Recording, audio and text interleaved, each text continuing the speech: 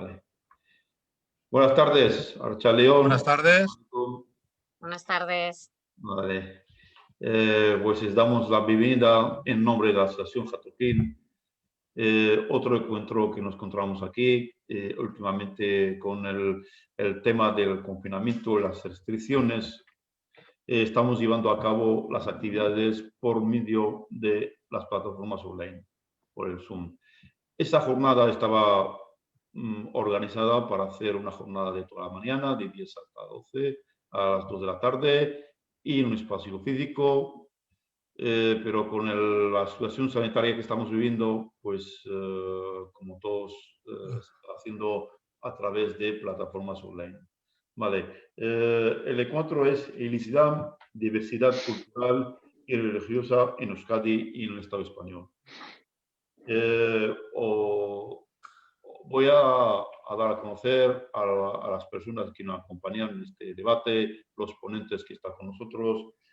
Está con nosotros Lidia Luque, doctora doctora y socióloga investigadora en Islam y sexualidad. Es presidenta de la Asociación Sexuala y actualmente profesora colaboradora en la Universidad Camilo José Cela.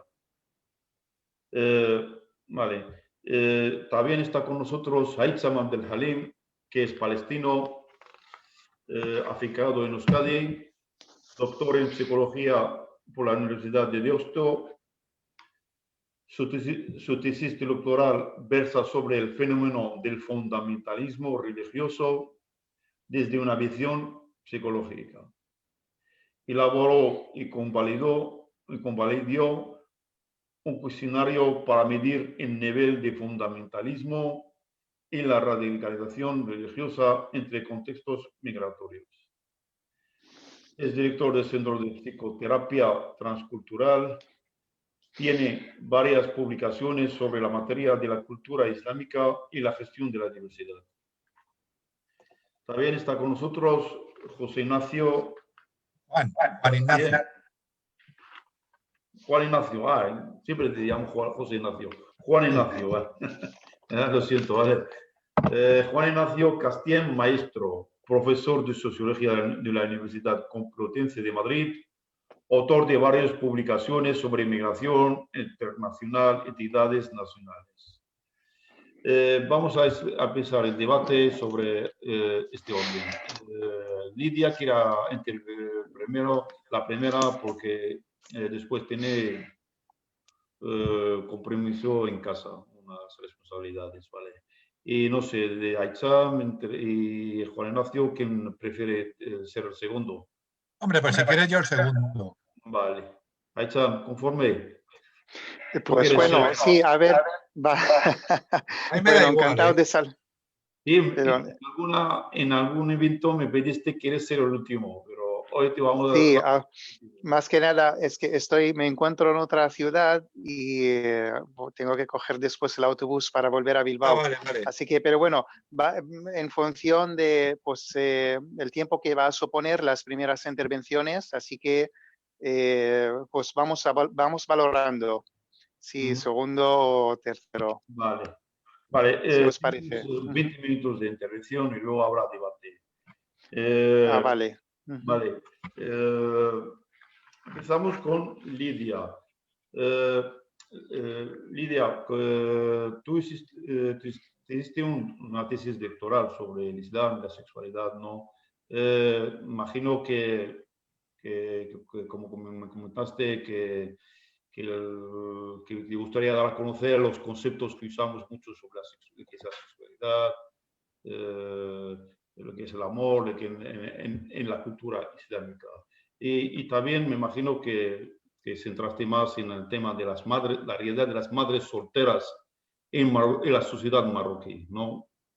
Bueno, y cuando quieres empezar.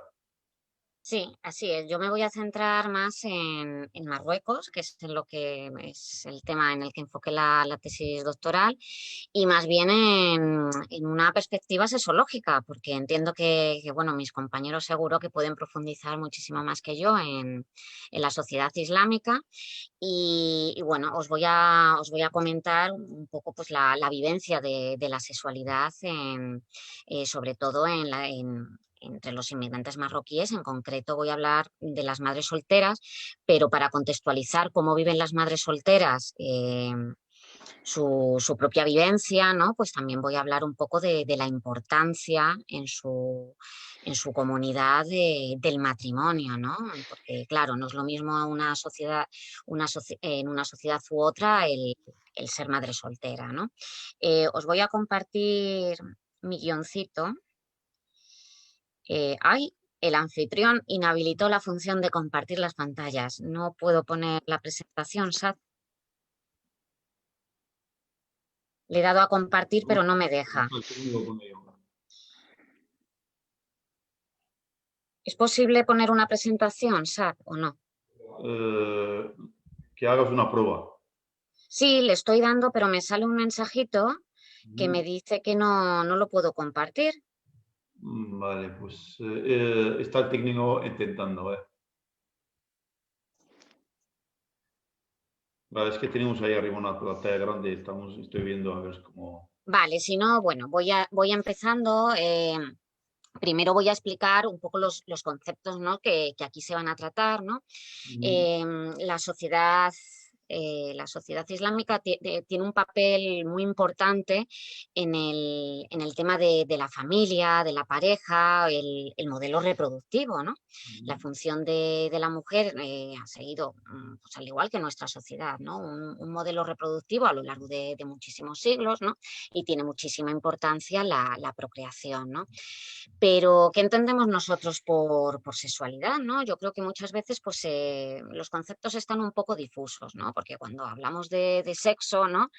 Pues bueno, pues muchas veces nos vamos a lo genital, ¿no? Pero el sexo es algo más que eso, ¿no? Cuando hablamos de sexo, hablamos de sexos, ¿no? De hombres, de mujeres, de cómo nos relacionamos, de los roles, ¿no? Entonces, bueno, a medida que ha habido una serie de transformaciones sociales, pues los roles del hombre y la mujer pues han dejado de estar tan definidos como estaban antes, ¿no? Si hablamos de la sociedad marroquí, pues también habría que asentar en cuanto a los conceptos que, bueno, los voy a definir antes de adentrarme en contextualizar un poco los modelos de pareja, antes de hablar de las madres solteras. Cuando hablamos de sexualidad, lo que estamos hablando es de cómo nos vivimos, ¿no? La sexualidad son nuestras vivencias, ¿no? Pues el hecho de sentirse hombre, sentirse mujer, pero luego hay muchas maneras de sentirse hombre y de sentirse mujer, ¿no? Pero en algunas sociedades, pues estos roles, como indicaba, pues están más definidos, ¿no? Hay unos modelos, porque me puedo sentir, por ejemplo, mujer, pero a lo mejor no soy la mujer que los demás quieren que sea, ¿no? Entonces eso es lo que habría que ver, ¿no?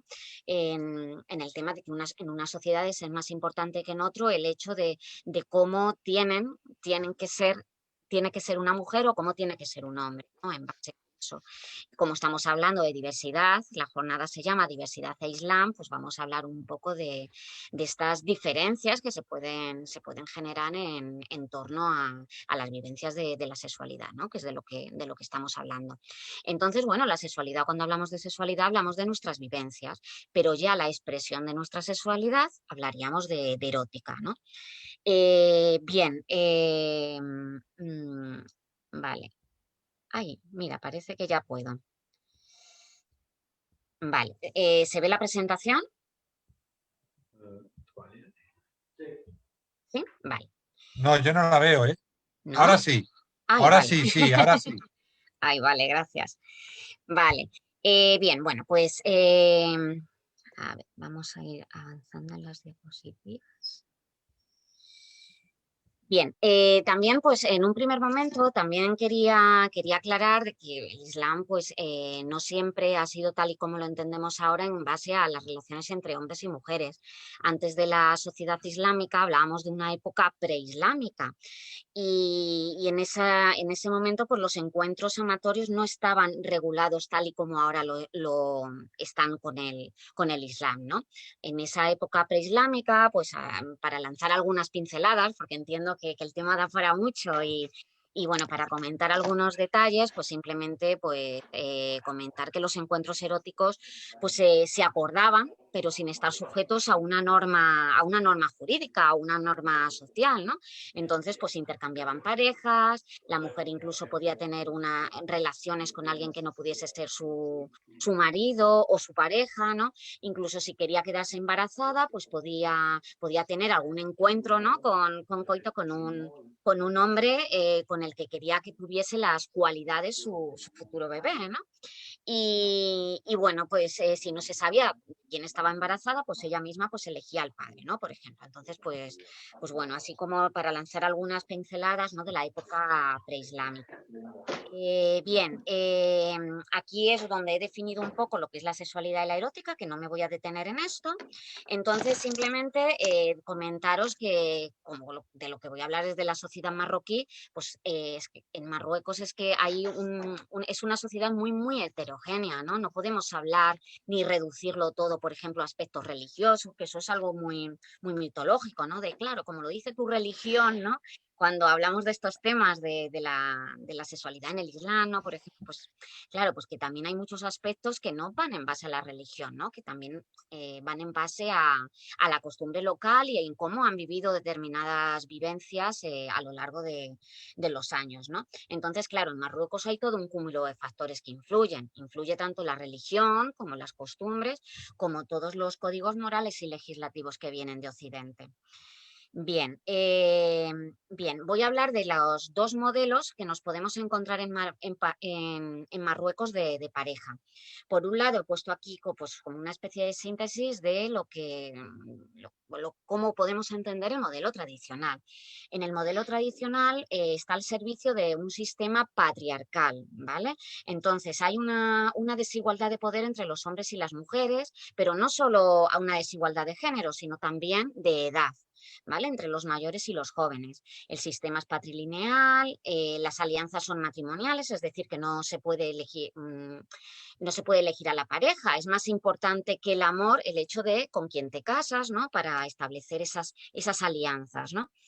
El control de la sexualidad sobre la mujer. ¿Por qué se controla tanto la sexualidad y no tanto la del hombre? Para asegurar la paternidad legítima. La mujer es la que se queda embarazada, por tanto, se controla más la sexualidad de la mujer.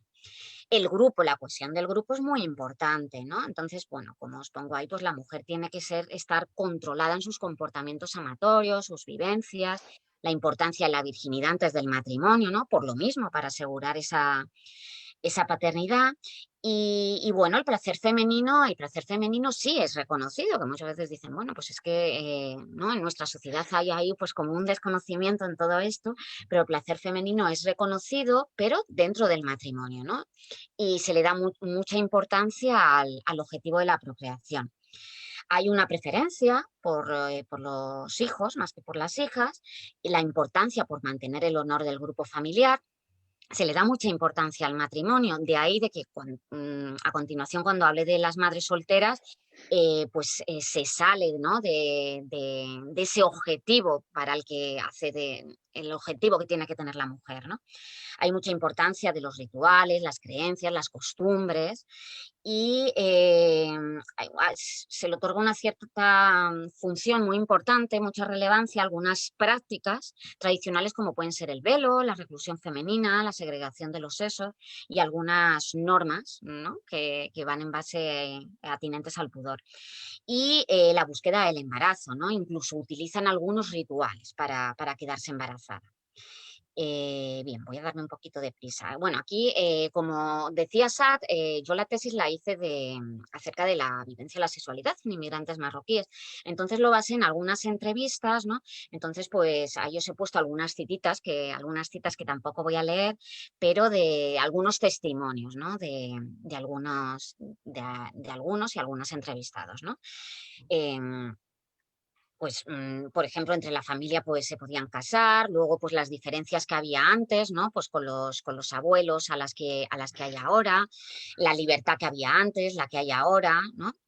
Bien, y luego en el modelo moderno se fortalece la familia nuclear, es decir, las familias ya no son tan numerosas, lo mismo que ha sucedido en la cultura occidental. Y ya sí se puede elegir la pareja, pero no es un modelo que sustituya a otro, sino que se van intercambiando algunas cuestiones, ¿no? Hay unas relaciones más igualitarias, algunos grados que son menores de represión, acceso a las nuevas tecnologías, mayor individualismo, hedonismo, pero lo que os decía, no hemos pasado de un modelo tradicional a uno moderno, sin más, ¿no? Importa también pues los contextos, ¿no? No significa que haya un modelo moderno en la ciudad y un modelo tradicional en los ambientes rurales, sino, por ejemplo, coexisten distintos modelos en las propias ciudades, ¿no? En Marruecos, por ejemplo, pues hay grupos más conservadores, grupos más modernos, y luego, pues, por ejemplo, la libre elección de pareja. Sí, puedes elegir a la pareja, pero sigue teniendo muchísima importancia la opinión que tenga tu familia de la persona a la que eliges como tu pareja, ¿no? Bueno, aquí he puesto también algunos testimonios, ¿no? Entonces, bueno, sí que en el modelo igualitario se elige a la pareja por amor, en muchos casos, ¿no? Pero bueno, sí que sigue habiendo pues una cierta prisa, ¿no? Por contraer matrimonio en las parejas, ¿no? Por el tema de las habladurías, ¿no? Es muy importante que la gente no hable, ¿no? Pues sí, porque claro, cuanto más tiempo se es novio, pues a lo mejor han mantenido relaciones que no están bien vistas mantenerlas antes del matrimonio, ¿no?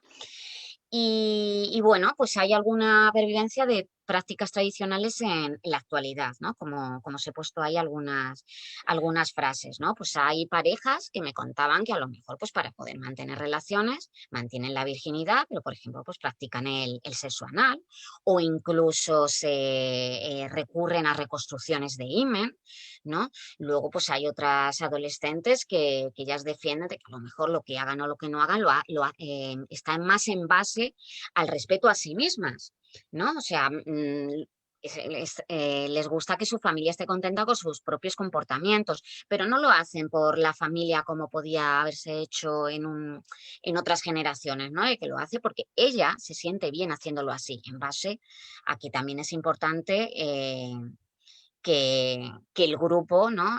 Siempre la aprobación es importante, ¿no? En el grupo, lo que pasa en unos contextos es más importante que otros. Entonces, claro, cuando hablamos de deseo, por ejemplo, de erotismo, pues yo puedo tener un deseo, pero a lo mejor mi deseo es que el grupo, la aprobación del grupo. Entonces eso ya en sí es algo importante, ¿no? Pero luego en sociedades más individualistas, pues es diferente, ¿no? Entonces, bueno, la importancia que se le da a la virginidad en esta sociedad, ¿no? Entonces, bueno, como se le da tanta importancia al hecho de llegar virgen al matrimonio, ¿qué ocurre si pues alguna mujer o alguna adolescente pues se queda embarazada? Pues claro, las repercusiones pues pueden ser un poco caóticas, ¿no? Porque claro, la mujer pues puede quedar relegada de la familia y pueden ser unas consecuencias horribles, ya no solo que quede relegada, sino que a lo mejor se tenga que buscar la vida, ¿no? Por ejemplo, ¿no? Entonces, incluso en los testimonios que yo me he encontrado cuando estaba con la investigación, pues me encontré que, por ejemplo, pues que muchos recurrían a la prostitución, ¿no? Por ejemplo. Entonces, la falta de formación que tienen las mujeres, el aprendizaje, pues las llevaba en muchas ocasiones a la única alternativa que les quedaba era la prostitución. ¿Por qué? Porque en el momento en el que tenían a sus hijos, ¿no? o a sus hijas, pues eso también les permitía un horario más flexible para poder cuidar a sus hijos, porque si trabajaban en una fábrica, pues esos horarios pues no le permitían estar en casa, ¿no? Como como os estoy explicando, ¿no? Entonces, bueno, luego pues, a ver. El tema de los anticonceptivos, ¿no? Cuando les pregunto qué anticonceptivos usaban, por ejemplo, había muchísimas mujeres que me hablaban de la marcha atrás, ¿no? Entonces, pues de que las creencias que tenían, ¿no? De que si daban más tiempo el pecho, pues a lo mejor no se quedaban embarazadas, ¿no? Entonces, pues ahí también hay un desconocimiento de nuestro propio cuerpo. Os estoy hablando de las madres solteras que conozco, que he entrevistado en Marruecos, pero bueno, que es un desconocimiento que muchas veces ahí está, ¿no? En más adolescentes, ¿no? Entonces, bueno, pues hay chicas, ¿no? Pues que me contaban que de quien se habían quedado embarazadas eran de sus propias parejas, pero las abandonan. Entonces, ¿qué hacen con el niño, ¿no? Pues bueno, en muchos casos, depende de las circunstancias, pues obligan al hombre a casarse con ellas. Si no quiere, pues a lo mejor buscaban abortos clandestinos, porque el aborto está prohibido, ¿no? Entonces, claro, ellas lo que pretendían evitar era, pues, el desprecio social, ¿no? Porque es muy importante, ¿no? Aquí menciono en una de las frases un documental que vi que se llama Madres Invisibles, del director de Lorenzo Benítez, ¿no? Entonces, pues ahí se veía muy bien muchas madres, ¿no? Había, por ejemplo, una asociación que se llama 100% Mamás en Tánger y acogían a este tipo de mujeres, ¿no? Las acogían con sus hijos, tenían sus propias escuelas infantiles allí, las ayudaban a buscar trabajo, ¿no? Entonces, pues bueno, cada vez va habiendo un movimiento mayor también para ayudar a este tipo de mujeres, ¿no? Las prácticas que os comentaba, ¿no? Pues también a la hora cuando vienen aquí a España se encuentran también con algunas de ellas que se dedican a la prostitución, ¿no? Con las que hablaba, ¿no? De lo que hablaba, pues muchas veces a lo mejor se quedan embarazadas, tienen el niño o tienen muchos problemas en el embarazo, pero claro, muchas veces no conocen los recursos que tienen en España, ¿no? Por ejemplo, por miedo, ¿no? Por la situación legal en la que se van a encontrar, porque no tienen redes sociales, nadie les puede decir los recursos que hay para que ellas recurran para poder informarse, ¿no? Entonces, pues se encuentran muchas veces pues ahí solas y luego pues pues otra cuestión muy importante es el idioma. No conocen el idioma y tampoco pues a los recursos, ¿no? Entonces, bueno, es verdad que en muchos centros de salud a lo mejor hay folletos en diferentes idiomas, hay mediadores, ¿no? Pero no es lo habitual que nos encontremos esto, ¿no? Bien. Luego, alguna cuestión, pues bueno, las diferencias también que se encuentran tanto en entornos tradicionales como en los entornos urbanos a la hora de tener un bebé, ¿no? Las dificultades, ¿no? A la hora de tener un bebé, porque claro, luego pues hay en torno a donde se encuentren, pues podían tener el bebé en unas condiciones o en otras, ¿no? Por ejemplo, hospitales no siempre lo tienen a su disposición cerca en Marruecos, ¿no? Entonces, pues recurren a, a posibilidades más tradicionales, como el hecho de tenerlo en casa, ¿no? Algo que hoy en día pues también es una decisión personal y se puede hacer, ¿no? Pero claro, otra cosa es pues tener las condiciones adecuadas, higiénicas, ¿no?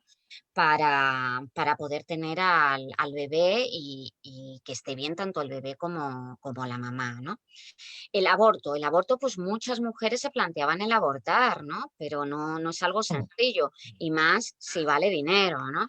Entonces, bueno, es verdad que muchas veces a escondidas sí que se hacía, ¿no? De manera clandestina, ¿no? Pero claro, también si te pillaban, pues corrías el riesgo de que pudieses ir a la cárcel o tener alguna condena. Volviendo a la prostitución, lo que os decía con el tema de los anticonceptivos, tanto las que se dedicaban a la prostitución en Marruecos como a las que he entrevistado aquí en España, hay una frase, ¿no? De Otegi, ¿no? Que dice que quien paga manda. Entonces, claro, si el cliente no se quiere poner el preservativo, pues muchas veces pues se hace sin preservativo. La mujer necesita dinero, pues para adelante, ¿no? Entonces, pues había un mayor riesgo de quedar embarazadas o de contraer enfermedades, ¿no? Entonces, pues claro, tienen pues ahí como un doble filo, ¿no? Son mujeres que están doblemente sometidas tanto a la sociedad como por el hombre, ¿no? Como al trabajo al que se tienen que dedicar y tienen que hacer pues lo que les digan para poder tener dinero, ¿no? Y luego, pues nada, los recursos institucionales, pues también quiero mencionar algunas diferencias con las que nos encontramos cuando recurren a nuestros talleres, ¿no? Por ejemplo, de educación sexual, cuando hablamos de muchas cosas con ellas, ¿no? Del conocimiento del cuerpo, de cómo viven la situación, de cómo la vivían en Marruecos, cómo la viven aquí al venir, otras cuestiones que surgen, ¿no? en los talleres. También tengo que decir que muchas veces hablamos de muchas cuestiones que tratamos tanto con las mujeres como con los hombres. Es verdad que de manera mixta no lo he hecho nunca.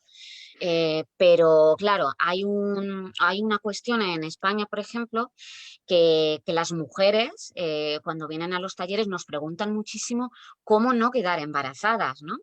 Cuando se recurre a los centros de planificación familiar y sin embargo la mujer marroquí, o al menos con las que he tratado, le siguen dando muchísima importancia a la fertilidad, ¿no?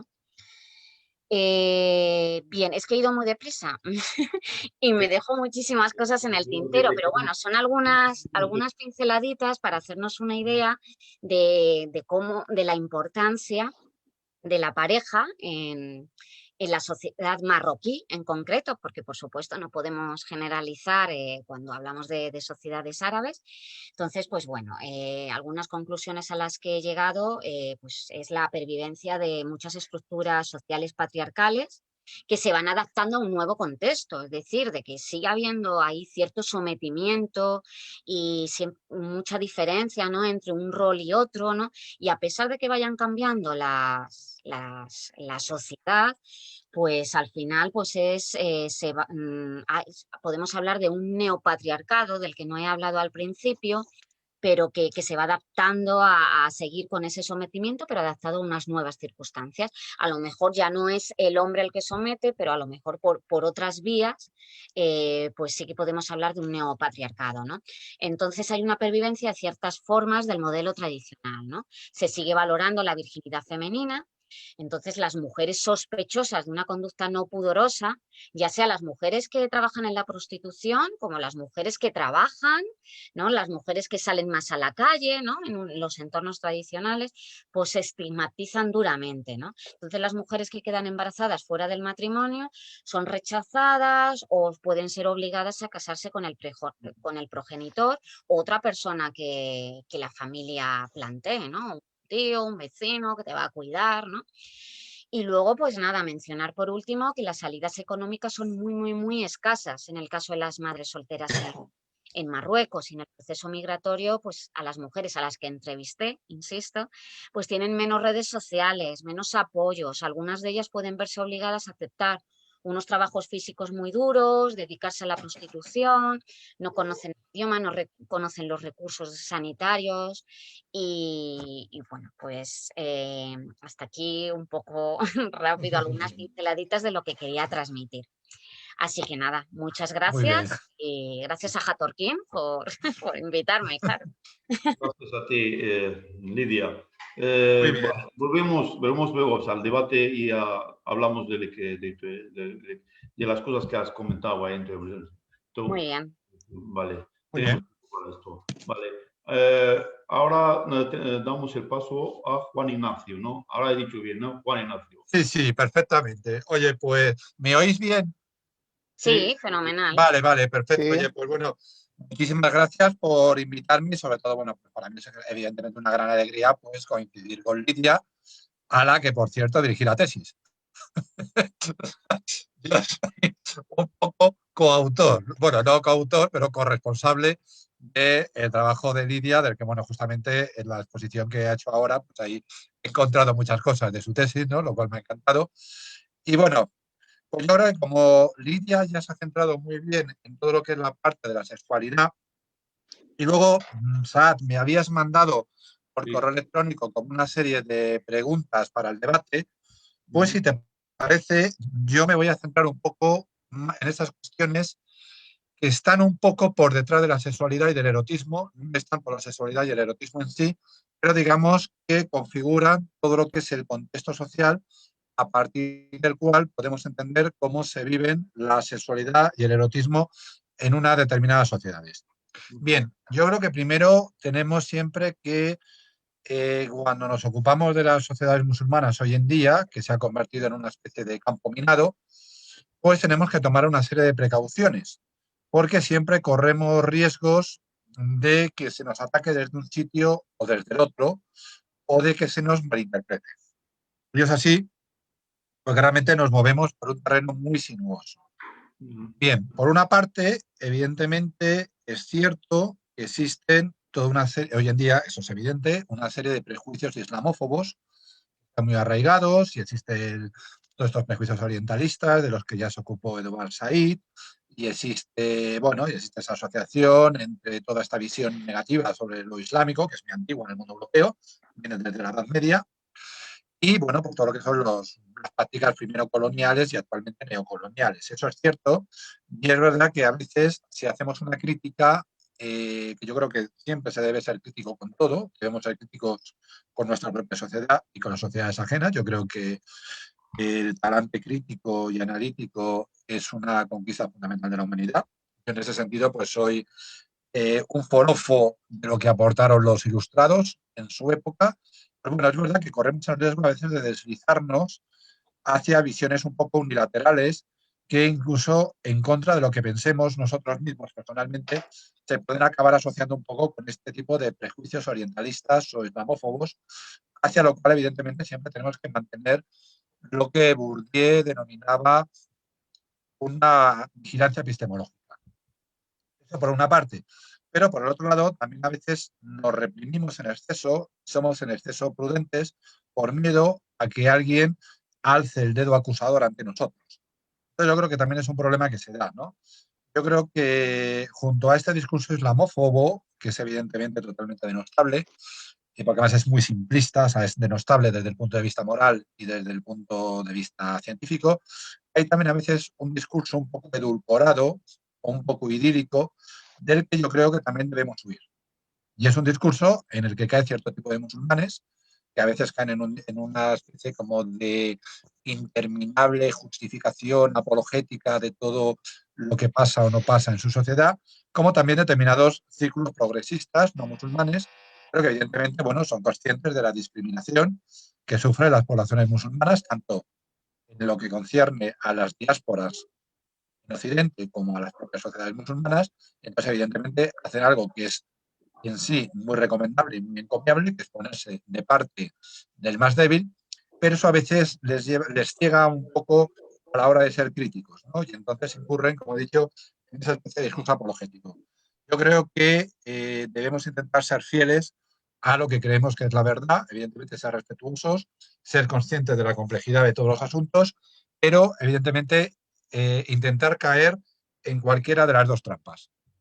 Es decir, tanto en la de pasarnos como en la de no llegar. Es decir, en la de ser demasiado comedidos.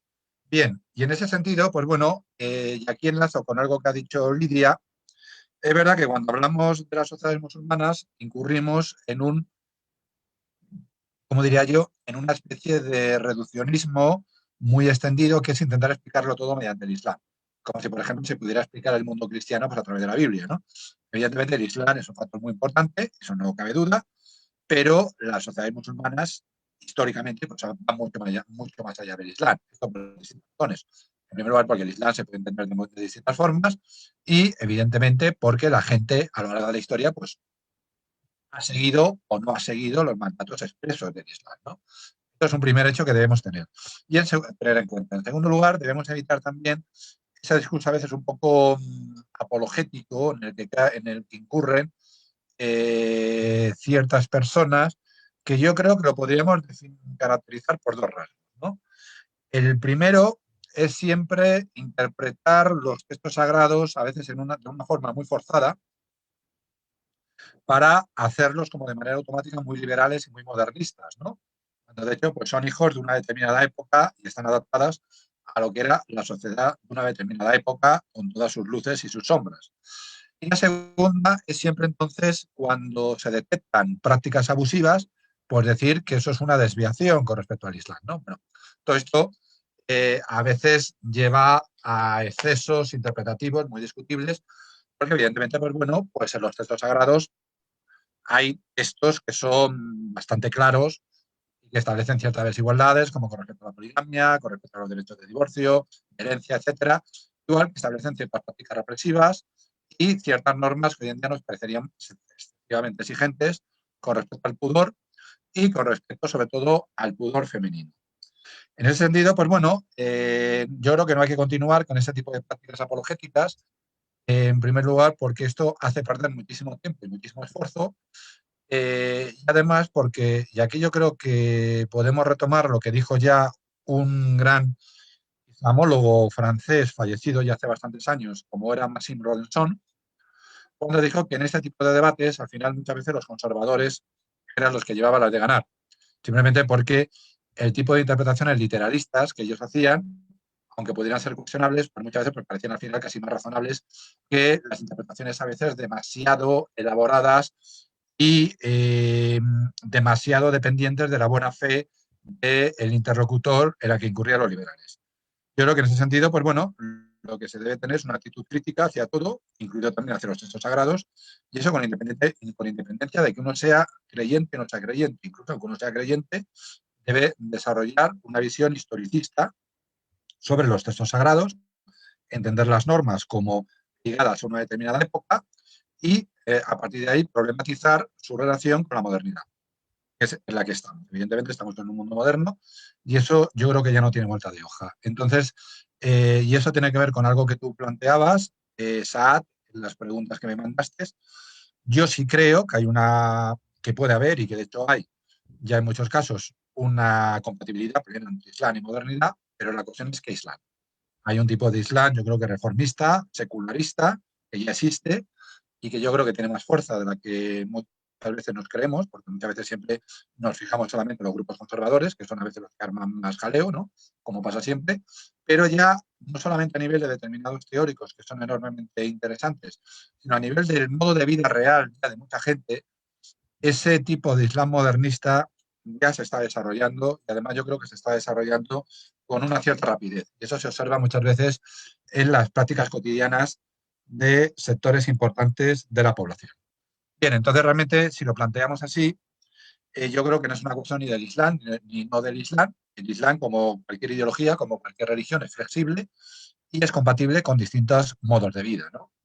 Entonces, bueno, quizá el problema con el que se están encontrando las sociedades musulmanas no es el Islam en sí, sino los problemas que están teniendo para modernizarse por razones muy diversas, que tienen que ver tanto con sus debilidades internas como con la posición subordinada dentro del sistema mundo, dentro del sistema internacional, en la que actualmente se encuentran, ¿no? Digamos que hay toda una serie de obstáculos sobre los cuales luego quizá podríamos debatir, pero que les están realmente dificultando modernizarse y son estos factores entonces los que están favoreciendo la pervivencia de estructuras más tradicionales ligadas a interpretaciones más conservadoras de la religión. Por tanto, yo creo que se hace más que centrarnos solamente en los factores religiosos, hay que intentar hacer un análisis más materialista, ¿no? En ese sentido, yo creo que las sociedades musulmanas tradicionales han tenido algunas peculiaridades, ¿no? Lidia ha explicado ya muy bien lo que era este tipo de estructuras patriarcales. Aquí solamente quiero hacer énfasis en otra cosa.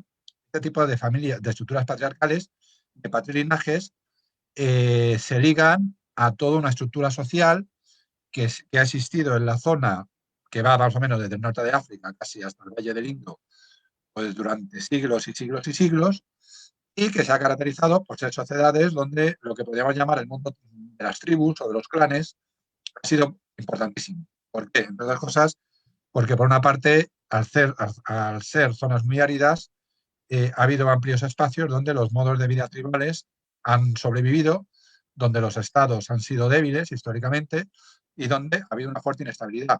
Esta inestabilidad ha dificultado el desarrollo institucional, el desarrollo de estados fuertes y poderosos, cosa que sí se ha ido dando en el mundo occidental desde la Baja Edad Media. Aquí se ha dado de mucha mayor medida que el Estado es, aunque pueda ser tiránico, es débil y muchas veces el poder es precario. Y esto también muchas veces pues, ha favorecido que la gente se apoye y se refugie en mucha mayor medida hasta el día de hoy en lo que son las estructuras familiares. Y esto, por lo tanto, pues, ha favorecido que este tipo de estructuras patriarcales se tiendan a reproducir, ¿no? Y eso es ahí con lo que enlazamos con lo que ha dicho Lidia sobre este concepto de neopatriarcado desarrollado por autores como Hisan Shriver y otros, ¿no? Yo creo que ese es uno de los problemas fundamentales. Yo creo que es verdad que en estas sociedades ha habido algo que es bastante interesante. Por una parte, ha habido un fuerte elemento de represión, no solamente de represión sexual, sino también ideológica, pero al mismo tiempo nos encontramos también con espacios muy amplios de liberalidad en todos los aspectos. Bien, para entender esto, yo creo que hay algunos conceptos que podemos recuperar, como uno desarrollado por un antropólogo clásico, ya fallecido hace bastantes años, como fue Ernest Gellner, gran investigador sobre Marruecos, que él hablaba de un sistema democrático, ¿no? Un sistema justamente en donde la inestabilidad a la que me he referido antes, motivada sobre todo por la previvencia de los grupos tribales y esta debilidad del Estado y esta, digamos, conflictividad permanente, favoreció que para dar estabilidad a la sociedad, pues se hiciera mucho énfasis en la posesión de un libro revelado, en el cual hay un código normativo que solo podía ser interpretado hasta cierto punto, sobre el cual existían amplios consensos, y que eso, digamos, pues estableció unos consensos básicos, aunque fueran de carácter más bien autoritario, que dio una cierta estabilidad a la sociedad. Lo dio en el sentido, evidentemente, de las prácticas sexuales, familiares, etcétera, pero también en un sentido más amplio. En ese sentido, pues bueno, ante la situación actual, que es de gran crisis, pues realmente lo que intentan hacer los grupos conservadores, como pueden ser los islamistas, o la mayoría de los islamistas, o los salafistas, ya de una manera muy clara, es un poco recuperar este viejo ideal democrático que nunca se llegó a aplicar totalmente en la práctica, de una sociedad totalmente gobernada por unas normas que emanen de los textos sagrados. Esto realmente pues, ha sido una utopía históricamente, ¿no? Y de hecho las sociedades musulmanas reales han sido sociedades mucho más seculares de lo que nos creemos. Y esto, pues aquí nos podemos apoyar en autores también como Olivier Carré, que es autor de un libro, en mi opinión, extraordinariamente interesante, que se llama justamente El Islam laico, ¿no?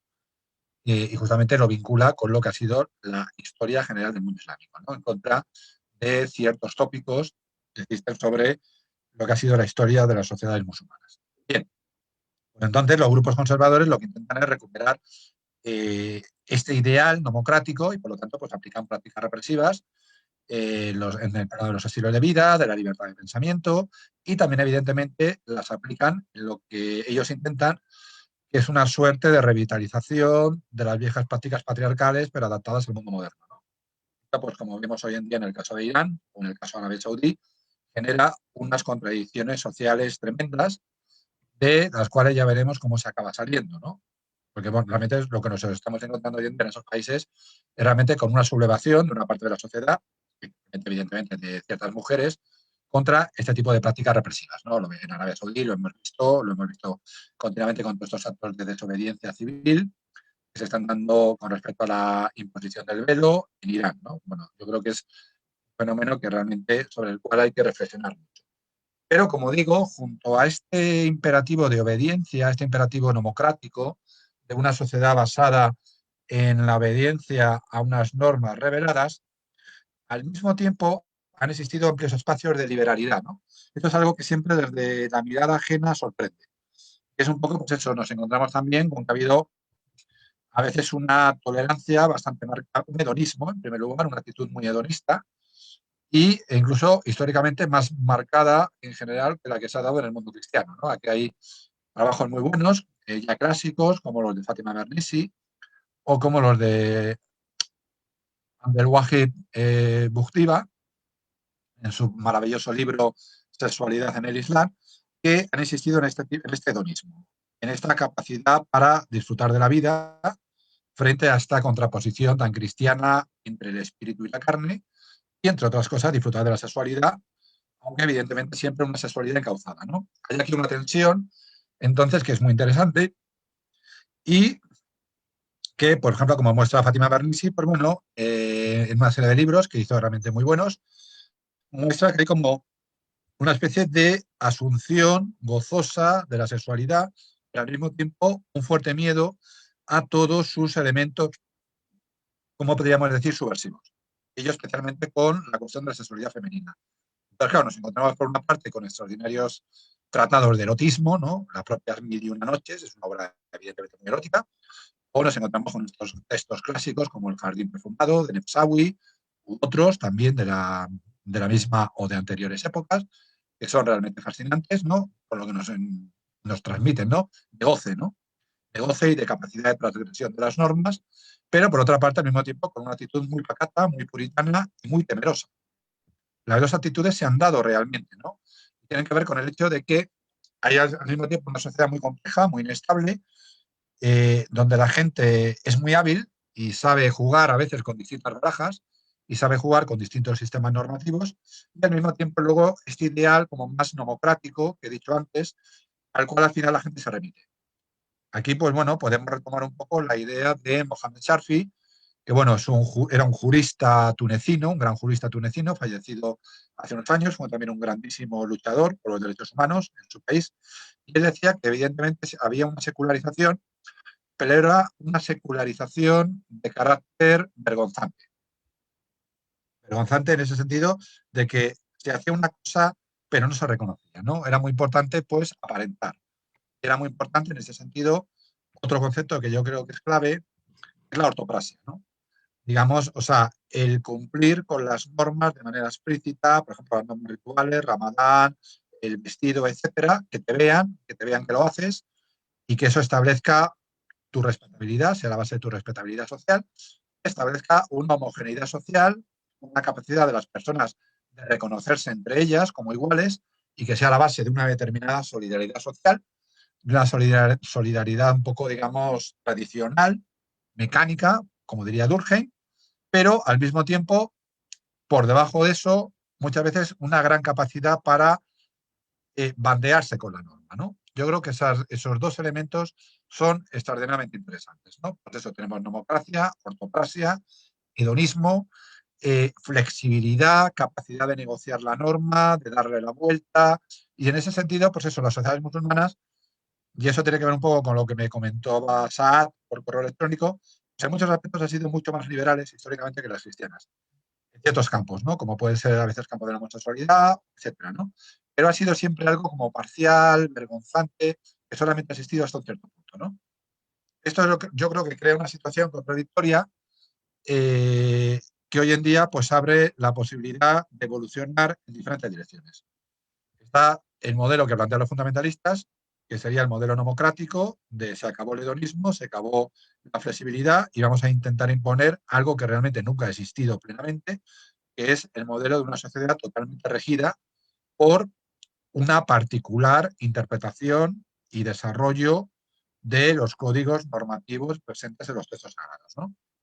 Es un poco la versión de los fundamentalistas, ¿no? Es un intento pues, de establecer un orden de carácter represivo. La verdad es que este tipo de orden represivo realmente en una sociedad moderna en la cual, digamos casi de manera natural, se produce un mayor desarrollo del individualismo, de la autonomía individual y de la diversidad, y la gente quiere ser más diversa y quiere ser más libre, pues a veces se acaba convirtiendo en una especie como de camisa de fuerza que choca cada vez en mayor medida con la rebelión de la gente, ¿no? Lo que hemos visto que está hoy en día pasando en muchos lugares, ¿no? Sobre todo, bueno, lo vemos en Irán, lo vemos en otros sitios, ¿no?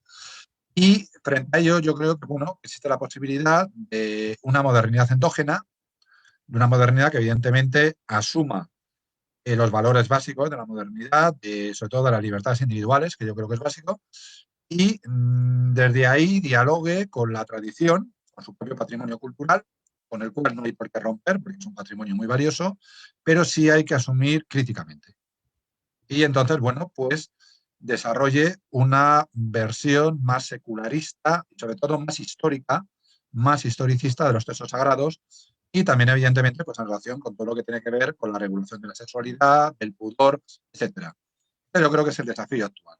Pero afortunadamente, para encarar este desafío, yo creo que existen dentro de las propias sociedades musulmanas toda una serie de activos que es preciso subrayar. Uno es esta tradición hedonista y otro es algo que muchas veces no le damos toda la importancia que tiene, pero que ha estado muy presente siempre en la historia del mundo islámico y en particular del derecho islámico. Es también una fuerte tradición pragmática, una fuerte capacidad para adaptarse a las distintas circunstancias, para analizar la realidad concreta y, en cierta manera, para desarrollar nuevas normas o suspender la aplicación de ciertas normas o reinterpretar las normas en función de esa adaptación a la realidad concreta, ¿no? Esto es algo que ya empieza con los primeros califas y que se ha dado siempre y que yo creo que constituiría, en este caso, pues un excelente precedente. Eso lo han señalado algunos autores, como por ejemplo este gran jurista egipcio que fue Al-Asmawi, ha fallecido también hace unos años en una serie de obras, pero sobre todo en una obra que es muy famosa, que es El islamismo contra el islam, que yo creo que tiene un título que es muy revelador. Pues bueno, toda esa tradición también hay que renovarla, ¿no? Hay que reactivarla. Y en ese sentido yo creo que la diversidad sexual, el goce de la sexualidad, la libertad sexual, etcétera, pueden ser efectivamente apropiadas en las propias sociedades musulmanas en mucha mayor medida de lo que lo son hoy en día, en la medida en que se produzca esta adaptación a la modernidad, en la medida en que en pos de ella se lleva a cabo una reactivación inteligente y una reactivación bien pensada de aquellos elementos del propio patrimonio cultural que serían coincidentes o funcionales para esta modernización profunda, que ya no puede ser solamente una modernización económica en términos de desarrollo económico o de desarrollo tecnológico, sino que tiene que ser algo mucho más profundo. Algo que tenga que ver al final con la libertad de conciencia, con la libertad personal y, evidentemente, con la libertad sexual, teniendo en cuenta que la libertad sexual es un aspecto fundamental de la libertad humana.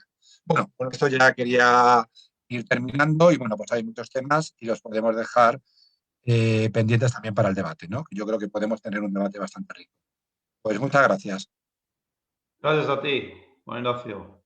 Vale. Bueno, pues seguimos luego con el debate, ¿no? Estarás con nosotros, Sí, no creo que te vas. y yo me he ceñido al tiempo, ¿no? Sí, sí, puntual, ¿eh? Sí, sí, sí, yo creo que lo he clavado, ¿no? Casi, ¿no? Vale. Está con nosotros Aizam Abdul Halim, ¿no? Bueno, creo que se adoptó varios temas aquí que creo que desde el punto de vista de religioso creo que se han tomado, ¿verdad? No sé qué vas cómo lo vas a interpretar tú, ¿no? Hacer como psicólogo, lo único psicólogo aquí, como educador desde la educación, no sé, no, imagino que Como psicólogo, más bien, cosa. Sí, se intenta, se intenta. Bueno, pues de todas formas, buenas tardes antes de comenzar. Y, y ha sido un placer escuchar a las dos intervenciones anteriores, tanto la de Lidia como la de Juan Ignacio, muy sugerentes, desde luego. Y como bien dices, Saed, pues bueno, han hecho un abordaje que pues refleja y desarrolla, pues bueno, en diferentes aspectos en relación con el tema de la sexualidad y el tema de la sociedad en general árabo-islámica. Eh, pues es una materia, desde luego, muy, muy importante, ¿no? Porque pues, la sexualidad en sí, la práctica sexual, el mundo de la sexualidad, no deja de ser uno de los productos más trascendentales de la historia del ser humano. Suele decir que es un producto pues más de cualquier cultura, como la gastronomía, como el arte, como la arquitectura, etcétera, etcétera, como la literatura, etcétera, etcétera. Nace con el ser humano y muere con el ser humano, el acto y la práctica y el placer sexual, y por lo tanto es un elemento que está muy presente, que forma parte de la conciencia y de cualquier sociedad. Y la sociedad islámica en general y árabe en particular no son ninguna excepción. Coincido bastante con lo que se ha comentado en relación con esta cuestión. Efectivamente, pues en la sociedad actual del mundo islámico, a pesar de la existencia de esos modelos conservadores a los que hizo alusión Lidia, que están también presentes en diferentes marcos sociales de la sociedad árabe, de la sociedad marroquí, en las ciudades, en los pueblos, a pesar de la existencia de este modelo conservador, pero lo cierto es que también creo que estamos ante un fenómeno que lleva ya bastantes décadas de cambios y de transformaciones, de giros que se están dando en esas sociedades, en diferentes aspectos, pero también en relación con el tema de la sexualidad.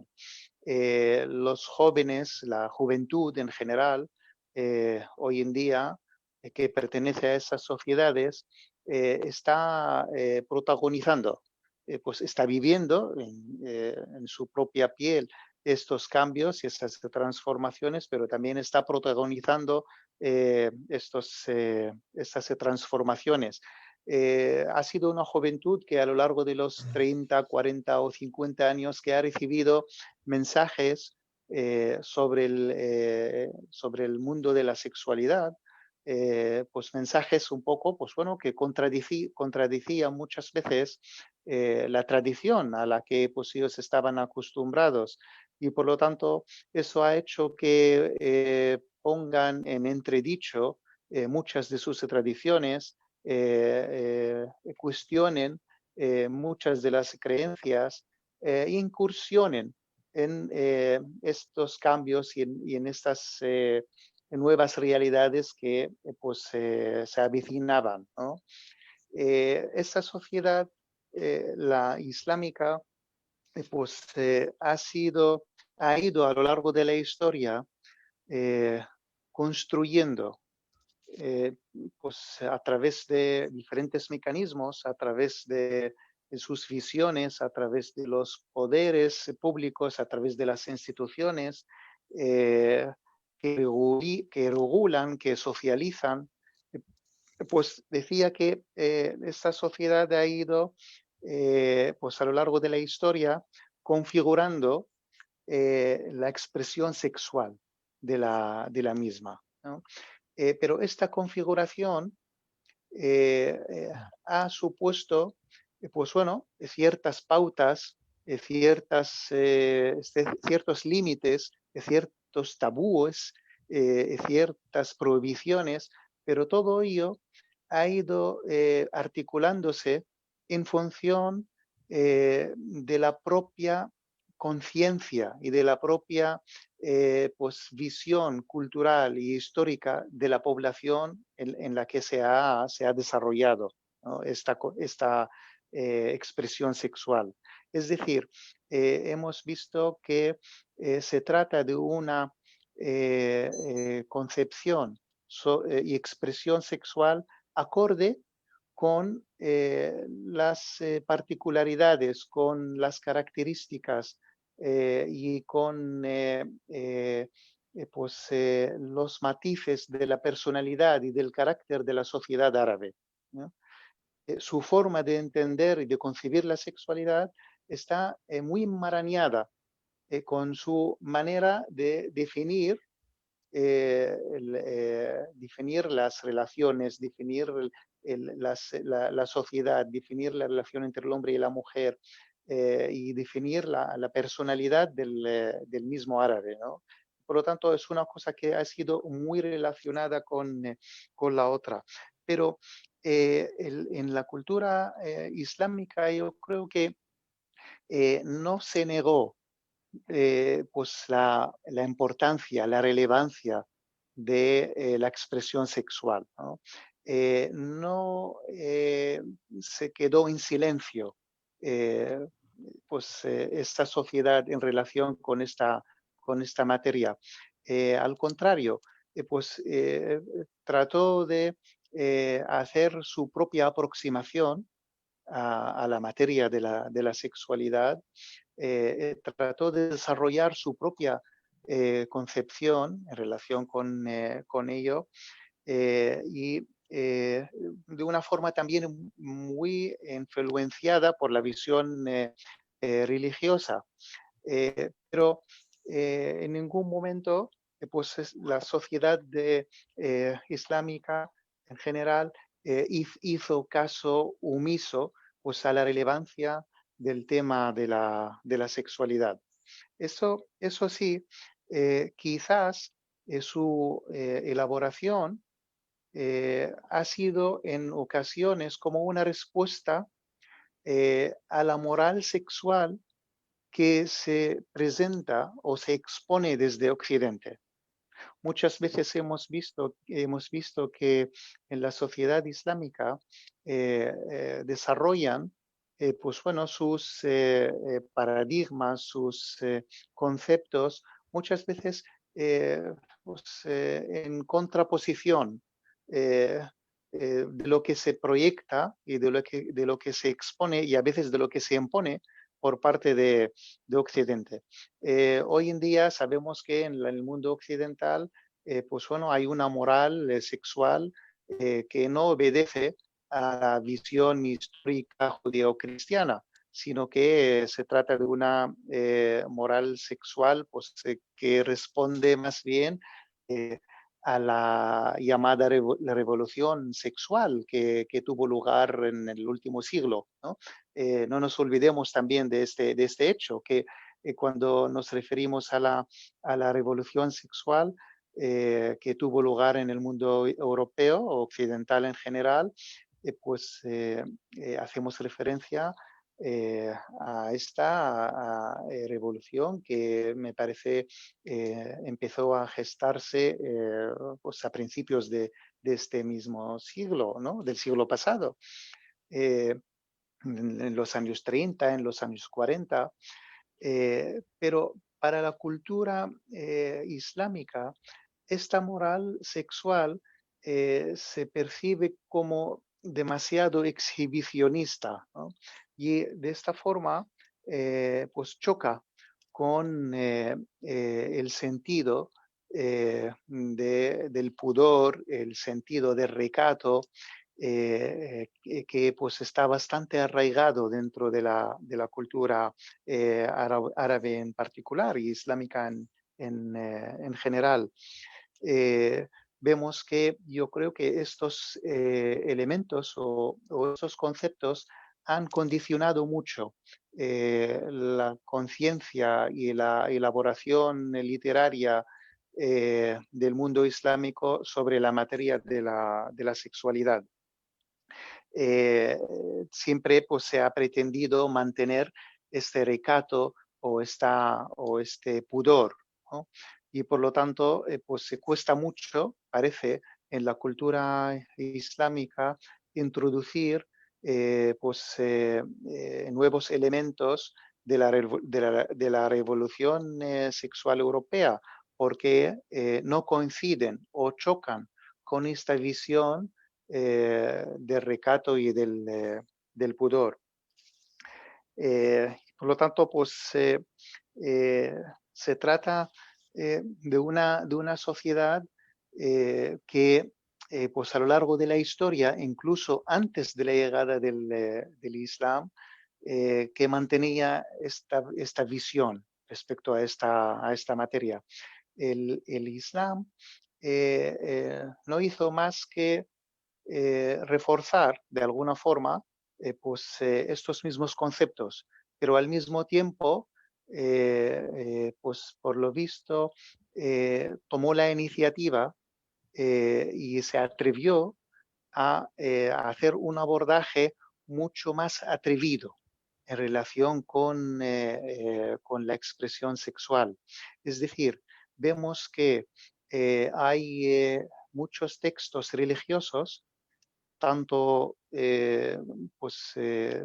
representan a los textos fundacionales del Islam, como es el Corán, así como los textos de la jurisprudencia islámica. Pues todos estos hacen referencia de forma constante y abordan la materia de la sexualidad, la materia de la práctica sexual, la materia del placer, ¿no? Eso sí, para ilustrar lo que decía antes en relación con el tema del pudor y el tema del recato, en la cultura islámica y en estos textos que hacen alusión a la materia de la sexualidad, parece que siempre, o la mayoría de las veces, y especialmente en los textos coránicos, lo hace empleando más bien eufemismos. Es decir, en el Corán se habla del acto sexual de forma explícita, pero al mismo tiempo se emplean palabras que no son malsonantes, palabras que no son ofensivas, términos o expresiones que son eufemismos, ¿no? Y esto refleja esa conciencia y ese perfil de la sociedad árabe. Uno de los ejemplos en un texto coránico habla de la importancia de los preliminares de un acto sexual, pero en vez de hablar de preliminares, invita al hombre y a la mujer a presentarse, ¿no? Habla de presentaciones, no tanto de preliminares. Abundan los ejemplos que reflejan vamos a decir, enfoque de eufemismo que utilizan los textos religiosos y en particular el Corán para hacer referencia al acto sexual. Pero tanto en los textos coránicos como en la jurisdicción islámica, es decir, en el fiqh el islámi, la jurisprudencia islámica, la teología islámica,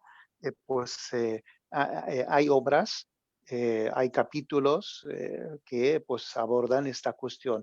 Y muchas veces se habla en vez del acto sexual, de la purificación. Por ejemplo, emplean este eufemismo, ¿no? También la purificación, al-tahara, para hablar de ello.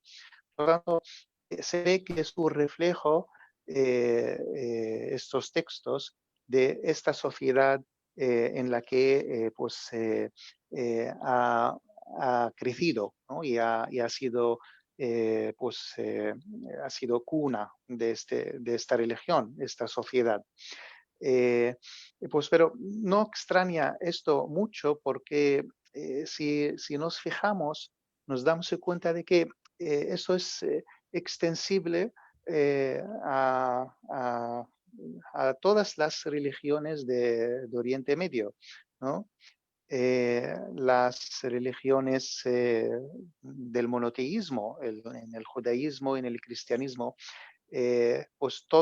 todas estas han hecho una alusión a esta materia, algunos de forma más restrictiva que otra, algunos de forma más explícita que otra, pero todas ellas reflejan, como decía, este perfil, esta concepción que promueve la idea del pudor y la idea del recato, ¿no? Y por eso creo que va a ser difícil que en las sociedades árabo-islámicas se introduzca esta misma moral sexual que se ha articulado en la sociedad occidental. La sociedad europea ha necesitado muchas décadas para poder llegar a este nivel, vamos a decir, de libertades sexuales, ¿no? pues esto gracias también a muchos fenómenos y muchos hitos históricos y muchas reflexiones de la época de la Ilustración, pero también se tradujo este cambio gracias, como decía Lidia, bueno, recordó Lidia el tema de los anticonceptivos, es decir, empieza la revolución sexual en Europa de forma contundente, vamos a decir, a partir de la píldora, ¿no? En el mundo árabe-islámico se introdujo la píldora y de hecho hay muchos métodos anticonceptivos, pero sin embargo esta concepción sobre el acto sexual, sobre las libertades sexuales fuera del ámbito marital, todavía pues se cuesta concebirlos, ¿no? Y asumirlos por cuestiones tanto religiosas como morales, ¿no? Por lo tanto, pues bueno, a pesar de todo ello, pues se ve que hay un proceso de cambio y pues no es imposible que se llegase a este nivel como en la cultura occidental. Pero la sensación que tengo es que va a haber bastante recelo y resistencia. Sí, creo que así llegado el tiempo de la intervención. Voy a, no sé si me escuchas. ¿Me escuchas, Aicham? sí, esa. Nombraste el tema de que la sexualidad no es algo extraño, no es algo que no, algo nuevo en la herencia musulmana, ¿no? De la sexualidad se habló hasta el hadith, se hablaba de Mahoma, hasta el que hacía en su cuarto de dormir, ¿no? Lo que es más llamativo al tema de sexualidad se habló en épocas, por ejemplo, la época de Andaluz, la época de la dinastía Abbasí, donde se escribieron obras, grandes obras sobre el erotismo, ¿no? Como Kalila y Edemna y Mil Noches, ¿no? Sí. Y no sé, de aquellos tiempos se atrevía a hablar de esto. Ahora parece que es un tema tabú, no se hablaba. Sí. Tenemos el problema que tenemos ahora es una reivindicación que tiene muchos movimientos sociales, laicos, feministas, ¿cómo hay por qué no se introduce la educación sexual en las escuelas y reproductiva, ¿no? Que es una reivindicación de muchos movimientos. Yo creo que tú has trabajado como psicólogo de un centro de acogida para menores, ¿no? Yo también soy educador social que he trabajado en centros, siempre hemos estado ahí como dando la cara cada vez que pasa una violación de una manada, de un grupo de jóvenes menores que han violado, por ejemplo, en Bilbao, de esto. Yo me acordé que leí un artículo de una escritora que era de origen marroquí, catalana, Najela Asmi, decía que esto es porque por falta de la educación sexual en las escuelas, que los chavales no se les impartió educación sexual en las escuelas, ¿no? Sí, sí. Sí. No veo las que si podéis, Lidia y Juan Ignacio. Sí. Hola. Otras Sí, ¿me oís bien? ¿Me oís bien? Sí, sí, pero no te veíamos. No, porque he apagado la cámara. Bueno, si quieres la enciendo otra vez. Es que antes la he apagado pues para, digamos, dejarla en más espacio, ¿no? Vale, muy bien. No tengo ningún problema con que me veáis. Bueno, pues sí, pero es que yo creo que se dan lo interesante, yo creo hoy en día del mundo islámico es su carácter contradictorio, ¿no? Entonces, claro, es verdad que al mismo tiempo que hay todos estos movimientos, digamos, reivindicativos, pues hay también en otros sectores una ola de puritanismo, que es muy marcado, ¿no? Eso es evidentemente de lo que se llama reislamización, aunque bueno, no es exactamente eso, y que evidentemente va unido pues al poderío de ciertos movimientos políticos. O sea, eso es evidente que son movimientos políticos de masas, ¿no? Como los islamistas, ¿no? Entonces, claro, es que todo se da a la vez, es un poco lo que he intentado explicar con este concepto un poco de nomocracia, pero es verdad que es que lo que se ha dado tradicionalmente es verdad que ha habido esa liberalidad, que hemos hablado de las mil y una noches, el jardín perfumado, todo esto, pero es lo que digo, que ha sido a veces un poco vergonzante y en ciertos ámbitos sociales, en otros no, ¿no? A mí hay una frase que me encanta, cómo acaba el jardín perfumado, es cuando el autor pide perdón a Dios, que yo creo que es muy significativo. O sea, el jeque Mufsawi, después de tirarse un montón de páginas con un tratado de erotomanía, que es realmente interesantísimo, y contando todo tipo de historias escabrosas, al final él mismo dice que, bueno, que realmente está pecando y que tiene que pedir perdón a Dios, pero él, o sea, que lo que hace no está bien, pero que lo hace, ¿no? O sea, hay esa especie como de ambivalencia, de ambigüedad, que implica aceptar que, bueno, que hay cosas que aunque no estén bien, se hacen. Desde digamos, su determinado... ¿Me oyes bien? Sí, ¿Me no, oís? igual te acercas mucho al micrófono o A algo. ver, ahora, ¿me oís bien ahora? Sí, no sé por qué. ¿Polas? Ah, dice que el teclado que es para conexión. Vale, no se puede hacer mucho.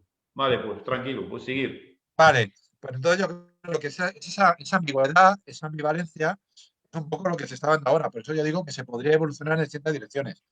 Es verdad que, bueno, por ejemplo, hay estos libros como esta Mona al-Hatawi, etcétera, que sí insisten en lo mismo que lo que ha existido en Hayat Hashmi, ¿no?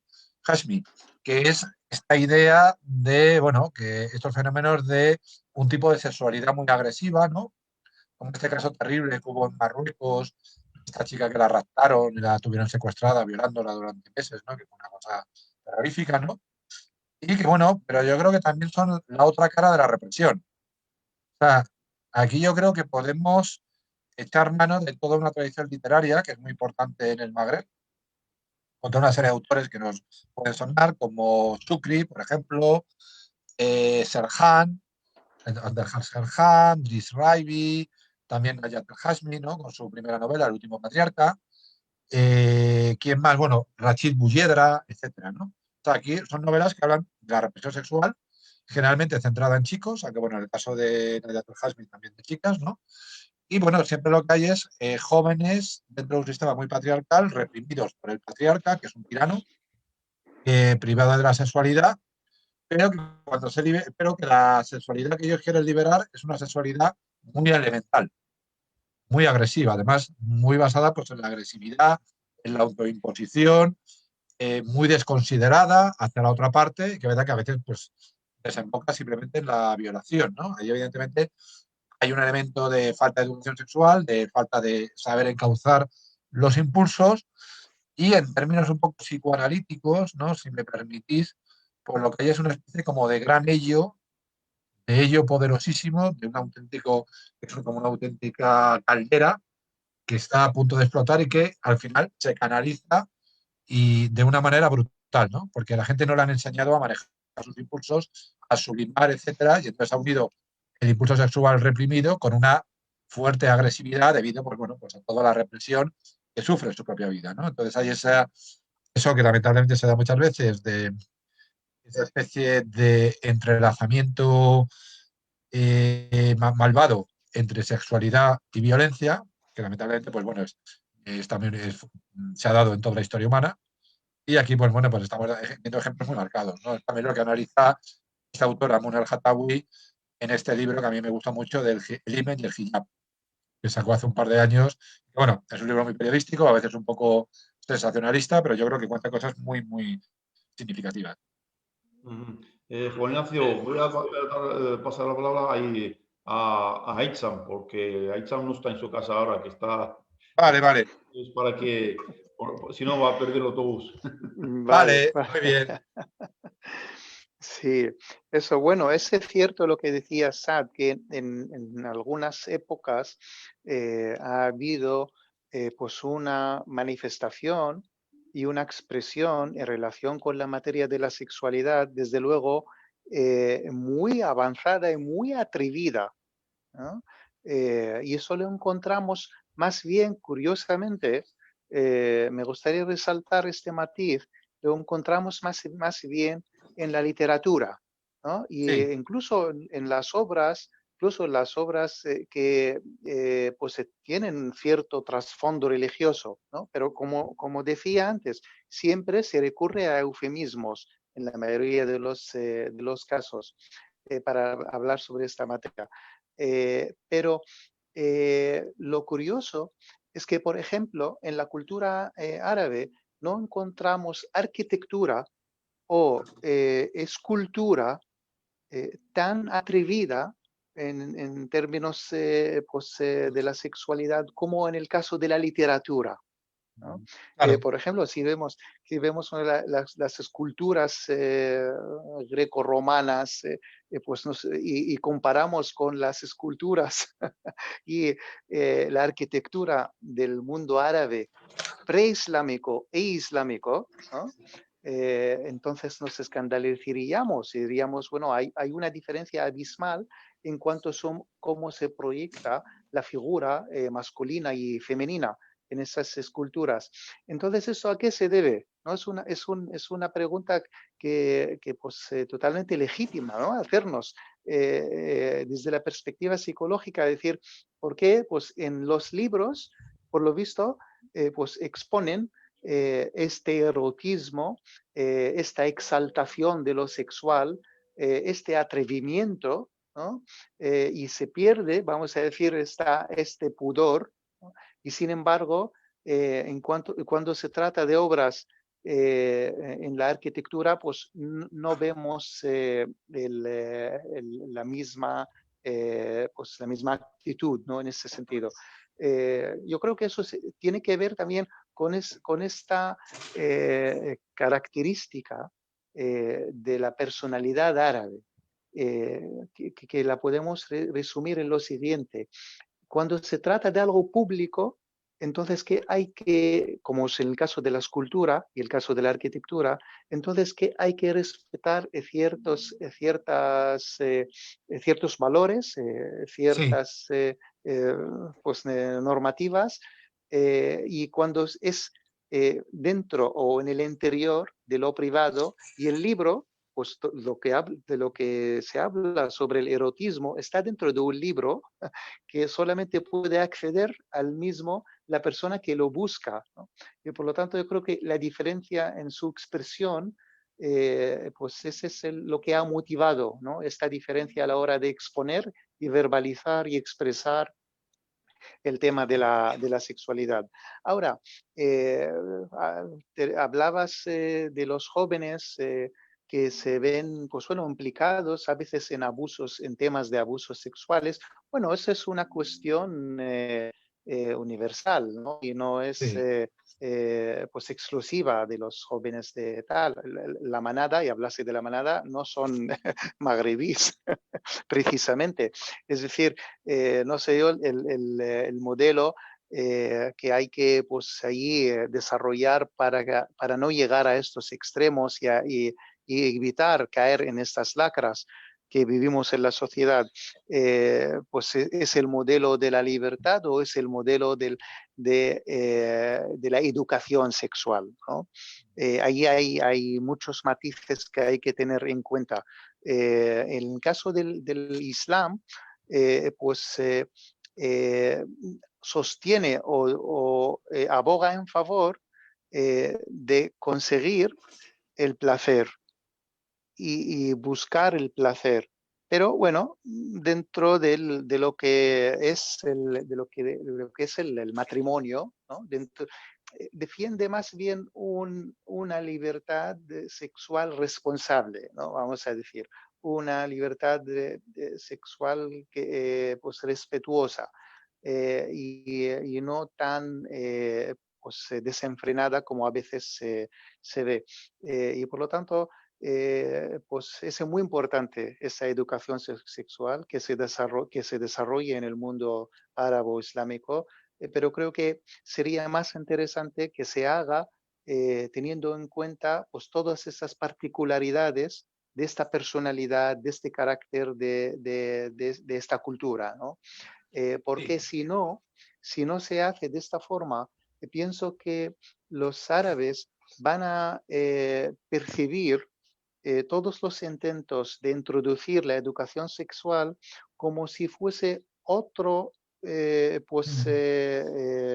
otro modelo de injerencia europea, porque para los árabes Occidente quiere introducir, extrapolar su modelo político, pero también quiere introducir y extrapolar su modelo de la revolución sexual y sí. de los anticonceptivos y de los compromisos líquidos, parafraseando a Zygmunt Bauman, cuando hablaba de las sociedades en la actualidad en que vivimos tan líquidas, ¿no? En las que parece que todo desvanece, la sociedad ya no tiene anclajes, no tiene valores en que sostenerse, y se ha convertido en una sociedad no sólida, sin valores sólidos, sino de una sociedad líquida. Y por lo tanto, para la sociedad árabe, ese modelo de educación sexual que se pretende extrapolar desde Occidente, pero sin tener en cuenta los matices de la cultura árabo-islámica, entonces es otro modelo de imposición. Así se traduce. Muy bien, Aitzam. Me parece muy interesante tu intervención. Lidia, ¿estás con nosotros? Lidia. ¿Lidia? Ha apagado la cámara y el audio también igual. Hombre. A ver, pues me parece que me... ¿Qué tal, Tito? Sí, que me parece que me he quedado yo solo, ¿no? Pero un momento. No. Estoy aquí. Vale. No sé qué tienes que añadir en este planteamiento que hemos hecho, que esta falta de educación sexual y reproductiva en las escuelas en los países árabes, no sé cómo lo ves tú, como... Sí, bueno, nosotros, o sea, en base a la educación sexual es lo que comentaba en la ponencia, ¿no? Que es esa importancia que se le da a la genitalización, ¿no? En unas sociedades, en este caso arabo-islámicas, ¿no? Es cierto que la educación sexual, yo cuando... ay,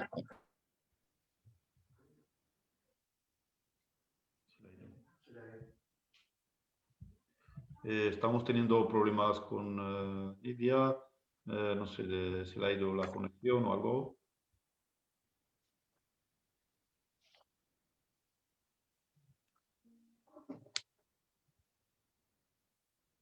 Bueno, mientras tanto, yo igual en cualquier momento Sí. cierro la conexión y me tengo que ir. En cualquier momento voy a intentar escucharle a Lidia ahora todo lo que pueda. Y pues gracias por la invitación. Pues a ti por estar con nosotros. Oye, un Eso sí, gusto. y un placer, Juan Un Ignacio. placer, ¿eh? Un placer Igualmente. haberte escuchado.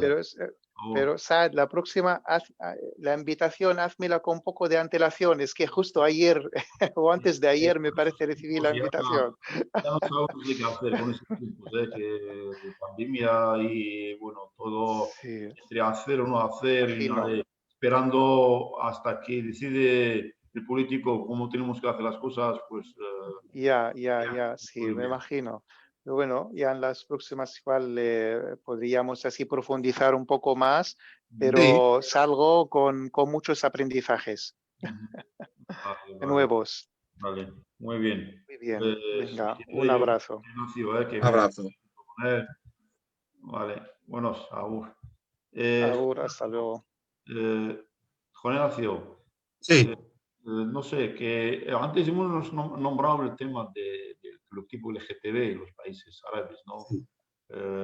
No sé, ¿tú ves que hay alguna como una esperanza o algo, un movimiento, un cambio? Bueno, ahora no sé, pues se ve un poco de luz en el final del túnel, ¿no? O también hay casos, ¿no? Que de vez en cuando nos sube. Ah, Lidia, ¿estás aquí? Vale, Juan Ignacio, sí. movimientos musulmanes de ay, perdonadme, se me ha apagado el ordenador de repente. No sé qué ha pasado. Vale, sí, pues vale, si quieres seguir, pues adelante. Sí, bueno, lo que Sí, comentaba es que pues el modelo reproductivo el que mencionaba, pues que la educación sexual, pues está en base a la preparación al matrimonio, ¿no? No hay una educación sexual como tal, como la entendemos en España. Pero sí que es verdad que cada vez se va dando más paso a esa educación sexual de la que estábamos hablando antes, ¿no? En base, por ejemplo, a conocer el cuerpo femenino, que es algo muy, muy desconocido tanto para las mujeres marroquíes como para las españolas, ¿no? Porque es verdad que muchas veces hablamos de que determinados colectivos necesitan una educación sexual, pero realmente la educación sexual al final es la clave, ¿no?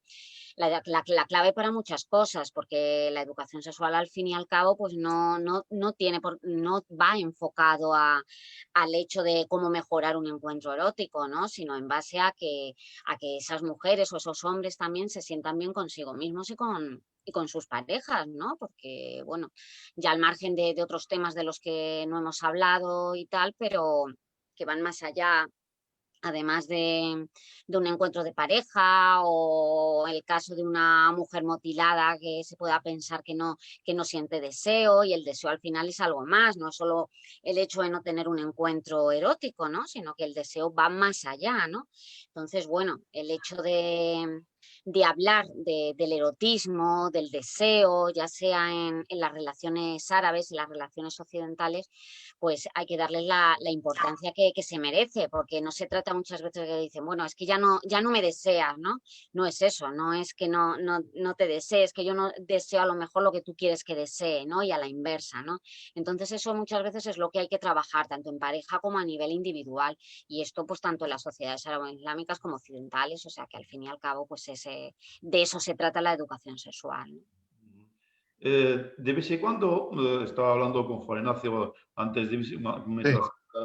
de vez en cuando nos salen noticias, nos llegan, no sé, por medio de redes sociales, en la prensa, pues como movimientos de musulmanes LGTB, ¿no? Que Sí. incluso imam homosexual o incluso mezquitas que le dirigen un imam gay o algo así. No sé cómo veis esto, como un tipo de esperanza, que hay cambio o cosas aisladas de vez en cuando. Hombre, por un lado bien, pero vamos, yo lo que percibo a ojo es que hay una homofobia muy arraigada socialmente. Ujú, O sea, pero muy, muy, muy, muy, muy, muy arraigada, ¿no?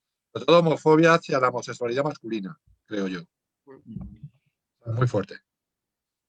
Entonces, eso existe e incluso, bueno, pues se pueden, bueno, pues se pueden aceptar prácticas homosexuales que incluso se dan, también un poco a veces por la propia represión sexual que hay, pues a veces te dan prácticas homosexuales porque es más fácil No solo acceder. en los islam, también en Bueno, los la femenina es que es más oculta, ¿no? Sí, pero es verdad que, bueno, también en la propia cultura española, o sea, es Ujú. mucho más, hay mucha más hostilidad hacia la homosexualidad masculina que hacia la femenina. Ah, eso está claro. está claro, Ah, sí. a todos los tíos, en algún momento dado, alguien les ha llamado homosexuales. Desde la más de la infancia. Eso es llamado marica, mariquita. O sea, es una cosa que ha sido obvia, ¿no? Que es algo que entonces, yo creo que a las mujeres menos. O sea, no se considera tan grave, ¿no? Entonces, sí, la hostilidad, la homofobia es muy fuerte en ese aspecto, ¿no? Es verdad que luego sí lo que ha habido es una homosexualidad que se ha dado, pues bueno, a veces con muchachos, o sea, de hombres mayores con muchachitos, ¿no? Eso lo ha estado con efebos, por decirlo así, hasta cierto punto extendido, como sabemos, o a veces entre jóvenes, adolescentes, pues por ejemplo, porque no pueden acceder a mujeres, pues debido a la segregación sexual, pero como algo como muy vergonzante de alguna manera, ¿no? Y sobre todo como degradante hacia la parte pasiva, por decirlo así. Entonces yo creo que eso, y, claro, y es algo como muy morboso, ¿no? Bueno, por ejemplo, no sé, en el caso de Marruecos lo conocerás tú mucho mejor. Hay toda esa visión un poco que hay siempre acerca de los efquí, ¿no? Y de los abusos que hay en las escuelas coránicas hacia los niños y tal, ¿no? Que es una cosa de casi te sale en todas partes, mucha gente te lo cuenta y sale mucha literatura, ¿no? Pero es eso, pues es un poco la idea siempre como algo feo, algo que implica abuso de poder, ¿no? Que implica agresividad, ¿no? Que existe, pero que es feo, ¿no? Y que es vergonzante, ¿no? Claro. Siempre como algo negativo, ¿no? O sea, se se sabe que existe, se puede tolerar, pero es malo. Vale. O sea, no hay una visión, digamos, en positivo, Sí, creo yo. sí. Lidia, ¿cómo lo percibes tú? ¿Cómo lo ves? Sí, no, yo estoy de acuerdo con Juan Ignacio. Lógicamente se ve de una manera más negativa hacia el hombre que hacia la mujer, pero por los símbolos que eso conlleva, ¿no? Entre las mujeres el hecho de besarnos y abrazarnos no está tan mal visto como pueda estar en los hombres, y más en sociedades en las que los roles están tan definidos, ¿no? Entonces el hecho de que yo abrace a una mujer no significa que tenga una orientación del deseo hacia mi mismo sexo, sin embargo los hombres sí, entonces por eso... Claro, pero ten en cuenta que aquí es un poco distinto, porque sí hay una mayor tolerancia muchas veces hacia el contacto físico entre hombres. Por ejemplo, Bueno, ir dos hombres de la mano. En las sociedades árabes se besan más Sí, que en sí, las ¿sabes? Por ejemplo, occidentales. en España, no, si vas con un tío de la mano, pues o sea, dos tíos van de la mano, todo el mundo va a pensar lo que va a pensar, Sí. ¿no? Y hasta tiempos muy recientes eso daba lugar a apedreamiento prácticamente, ¿no? Sí, yo a lo que me refiero es al simbolismo de Entonces, hombre. es verdad que, no, pero es verdad, eso es muy interesante para estudiarlo. Hay una mayor tolerancia hacia el contacto físico, ¿no? Hacia relaciones, podríamos llamar homofílicas, ¿no? Como de amistad muy intensa, de que ha unido el contacto físico, ¿no? De amistad muy íntima. Por ejemplo, también lo que pasaba con los hamanes, ¿no? Con el estar desnudo ante personas de tu mismo sexo. Y, digámoslo así, o sea, en ese sentido, no exactamente homosexualidad, pero sí había una mayor, incluso a veces los propios movimientos en el baile, etcétera, se aceptaban movimientos que podían ser un poco femeninos, ¿no? Entonces, claro, si lo comparamos con lo que era lo tradicional en Europa, hasta tiempos muy recientes, pues sí había una mayor tolerancia, por decirlo así, hacia comportamientos que desde el punto de vista occidental se considerarían más típicamente femeninos. Creo yo. O sea, sin que ello implicara necesariamente homosexualidad, pero sí había una mayor aceptación hacia eso, ¿no? Y es curioso un poco la imagen que tenían los europeos. De cierta manera todavía existe ese estereotipo, ¿no? De los musulmanes, pues les asociaba mucho con la homosexualidad. Eso es durante siglos. Claro. Y luego depende del tipo de homosexualidad también, homosexualidad Sí, pasiva o activa, entonces, sí, claro. sí, pero vamos, que había, en ese sentido era un poco distinto. Quizás había cierto tipo de comportamientos o de hábitos o de comportamientos más relajados, etcétera, que eran más aceptados, yo creo, en este tipo de sociedades que las europeas, por comparación. Creo. Bueno, esto habría mucho que hablar, ¿no? Pero a mí me da la sensación. Sí, bueno, No da sé para cómo lo más. ves tú, Sad. Vale. Bueno, pues creo que hemos hablado lo suficiente y Sí, bueno, pues creo que hemos llegado a la recta final de ese debate, sí. ¿no? ¿Lo vas a poner en YouTube o qué vas a hacer? Sí, ya está por Facebook ahora en directo, lo está viendo la gente. Sí, Y luego lo vas a dejar o... sí, se va a quedar ahí, sí. Vale, pues mándame el enlace. Vale. Sí, a mí, porfa. El El enlace, enlace, sí, sí. Os mando ahora, ¿vale? vale. Muy bien, oye, pues Lidia, de volver a verte, aunque sean dos Sí, yo dimensiones, ¿no? también. Qué ilusión, aunque sea de esta manera. Gracias por Y estar bueno, encantado de haberos conocido, a ti, a Sad, a ti, bueno, y a igualmente. Hisham también, o sea, ha sido un gusto. Y Seguramente bueno, pues esperemos que no sea la última vez. encuentros tendremos, seguramente. Sí, sí. Vale. Muy bien. Sí. Oye, pues un gusto. Y, pues, bueno, pues Saúl, pues gracias Muy por bien. nosotros. Pues, Bueno, Vale, Slava. pues un besito a los dos. Chao, bye. chao.